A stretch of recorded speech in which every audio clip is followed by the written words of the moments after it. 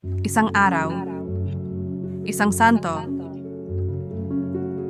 may maligayang pagdating sa channel na nagbibigay pugay sa mga lalaki at babae na nagmarka sa kasaysayan ng simbahan sa buong panahon.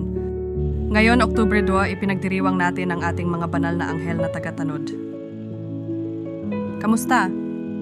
Noong ika-2 ng Oktubre, ipinagdiriwang ng Simbahang Katolika ang kapistahan ng mga banal na anghel na tagatanod.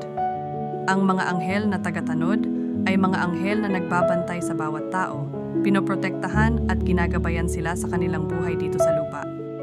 Ang debosyon sa mga anghel na tagatanod ay nagsimula pa noong sinaunang panahon at pinalakas ng mga sulatin ng mga teologong Kristiyano, tulad ni San Basilio at San Jeronimo.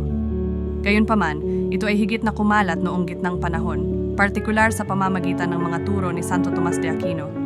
Narito ang isang panalangin na iniaalay kay sa mga anghel na tagatanod. Anghel ng Diyos na siyang tagatanod ko, liwanagan, pamahalaan, protektahan at gabayan mo ako. Amen. May iba pang mga santo na ipinagdiriwang ngayong araw. Ipakikilala namin sila sa aming mga susunod na video. Maligay ko pagdiriwang sa lahat ng ipinanganak ngayong araw.